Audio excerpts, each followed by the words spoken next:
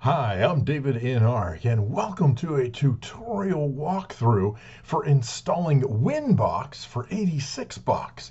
Now, 86box is a PC emulator for your computer. First, you're going to head over to the GitHub link that's in the description below, or search the web for Winbox 86box. Once at GitHub, click on Latest Release. From there, I recommend downloading the exe file because that way you can just run it once you've got it downloaded. Now, when you run the file, Windows will not be happy, so just click More Info, then Run anyway.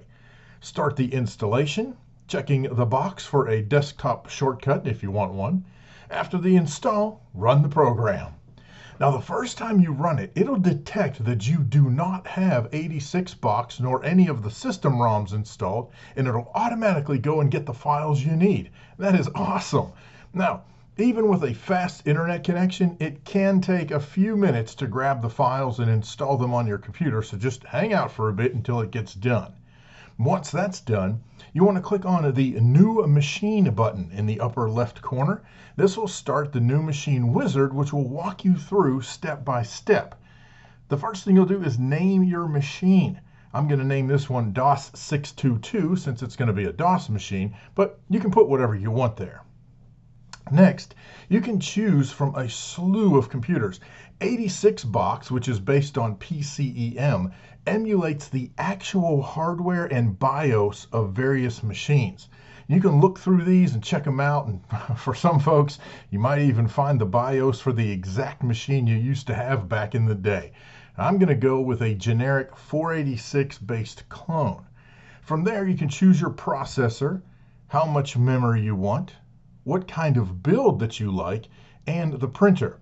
Now, for the build, multimedia means that it has a Sound Blaster card. A full build also includes a network card. As for printers, that's up to you, but I usually just say there is no printer. The next screen asks if you want to create a new virtual hard drive image and/or if you'd like to modify the settings. Now, since this is a new install, let's just go with what the program suggests for now, but we'll look at choosing other hard drive options in just a moment. Now, be sure to select the CD-ROM option if you want to emulate having a CD drive. So, if you decide you want to change the default hard drive, you're going to click Modify and then Next. Now, from here, you will be given several options to choose from. If you're not sure or you don't care, just close this window and go back and continue the install. In fact, you can skip ahead to the Starting a New Machine section in the chapters below. But if you want to see the options for hard drives, here we go. In the drop-down, you can specify the capacity that you want, let the emulator work out the geometry. You can select a drive from the database of hard drives based on actual manufacturer drives, or you can enter the heads, cylinders, and sectors manually if you know what you're looking for. So, if we choose the capacity option, we can simply move the slider to the desired size and the program will do the rest. The other option, though, is really one of the coolest ones in my book. You can actually pull up the hard drives from certain companies that meet certain specs. You can also filter the selections. So, for example, I can scroll through this list and see all the brands. So, for example, if I want to see the Seagate hard drives, I can choose Seagate. Now, you kind of have to watch the filtering, so as you can see, nothing comes up right away, but that's because I need to go to the bottom of this list here and choose the Do Not Filter by Size. But this is cool because now I can see the model numbers and the geometries for the various Seagate drives that come with the system. All right, so for our purposes, I'm going to get out of this. Again, I could go to the drop-down and base the drive on the size, or I could manually type in the info. Instead, I'm going to back out of this, and I'm going to close this window, and this will let me keep the 700 meg drive that Winbox suggested. Once that's done, then you're ready to finish the process. Now, when you're asked if you want to configure additional settings, check that box, and then continue. When you first go into the machine's settings, it may take a moment for the settings to load. On the settings screen, we have a selection of items on the left, and the specifics will appear on the right. You've got the machine info, so that's processor, RAM, the motherboard, etc. Then you have the display options, and that includes a long list of emulated graphics cards to choose from, including some voodoo cards. Very cool. Input devices include the type of mouse, and if you want the system to pass a joystick to the emulated computer. In sound, the system defaults to a Sound Blaster 16 plug-and-play. Now, for many systems, this is fine, but for older systems, I suggest the regular Sound Blaster 16 because this will allow you to set things like address, IRQ, and DMA as needed. The next thing that you want to do, though, is you want to go in and set MIDI output to system MIDI. Otherwise, you're not going to hear MIDI music like the music in Doom or Duke 3D. Network, I would leave that alone. Then I would also take the defaults for the COM ports, storage controllers, and the hard disk. In the floppy and CD section, however, we see that we already have a 3.5-inch 1.44 meg drive. All right, now I want to add a 5.25-inch 1.2 meg drive as the B floppy. The other thing you want to do is check the CD. Now, by default, it is set as the master drive on the second IDE channel, as shown by the 1:0. I suggest moving the CD to the slave position on the primary IDE channel, as shown by the 0:1 in the list. This basically says that the CD is on the same cable as the hard drive. Why would I do this? Because not all systems recognize a dual IDE channel setup, so this just covers your bases. The last two sections on the left can be used for peripherals and devices that have been ported into 86 box or for things that will be brought into the future. When you're all done with this, you want to click OK. Now to start the new machine, you either just double-click it in the list, or you can click it once and hit Start. Now you'll have to wait a few moments because the machine has never been fired up before. Eventually, you'll see the machine window open up. You're watching a fully emulated version of the machine you picked. Once the machine boots, you'll most likely get a CMOS error. I mean, after all, technically, this machine has never been booted ever. So, press F1 to get into the BIOS, and this is where things really start to wax nostalgic. We are in the AMI BIOS. In here, we are going to need to set a few parameters.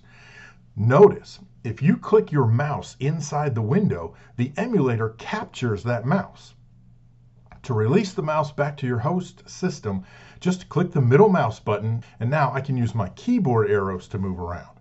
So, highlight the standard icon and press Enter. Here you can check time and date. Press Escape to close the window. We can also set floppy drive A. So for A, we want a 3.5-inch 1.44 megabyte, and then we can go and set the B drive. We'll do the 1.2 meg 5.25-inch drive.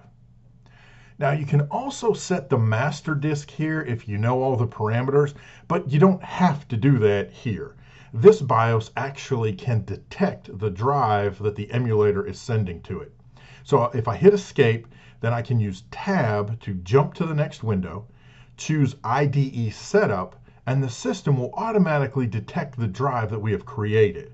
You want to press Enter to accept the settings, and then if we tab back to the first window, you can look through the various options. Now, you want to be careful in here since changing some of these things can render your machine useless. The key takeaway here is that the actual BIOS is being emulated. In the advanced section, you're going to arrow down until you find the boot sequence. Press Enter, and here you'll notice we only have two options. We need to change this to AC. That way we can boot from the floppy disk images that you'll use to install an operating system.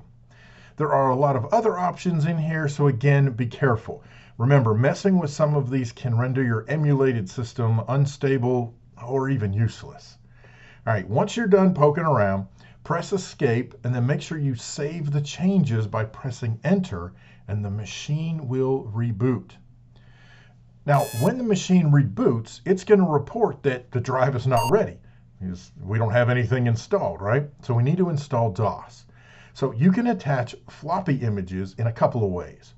One is to use the media menu at the top, but I prefer to go down and right-click on the floppy disk in the lower left corner and choose existing image.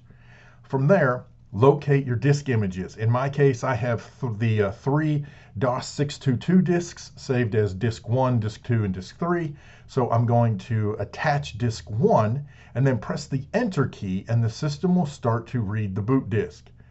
For this, you just follow the on-screen prompts, and then you'll be told to restart your computer. Then DOS should continue to install.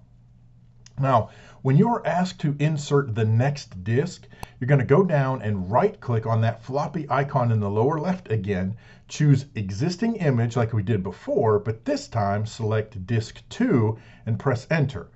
That'll install, and then you do the same for disk 3.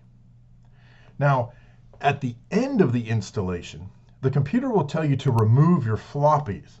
In order to remove a floppy disk, you're going to right-click on the icon in the lower left, and this time you're going to choose eject. And once you've done that, you can press enter to reboot. When the system reboots, it should bring you up to a good old-fashioned DOS prompt. Now from here, you can install things like the CD-ROM drivers, so that then you can attach ISO images to install things from CD. You can also install the Sound Blaster drivers so that you have your sound in your DOS games. Just remember, eject your floppy disks before you reboot. Now, after you've got all those drivers up and running, feel free to install games like Wolfenstein 3D and check out your handiwork. By the way, you can install other programs too, like Windows 3.11 or Windows 95. I mean, really, whatever would run on that period era hardware should run in this period specific emulated machine. Oh, I hope this tutorial helps. You got any questions, problems, suggestions, horror stories, feel free to leave those down in the comments section below. Special thanks to Hero of God, GamerGull, LosWilko, Connie C, and Zachary for supporting the channel on Patreon and through channel memberships. Thank you so much. And thank you for watching. I appreciate it. I'm davidinark. We'll see you next time. Have a great day.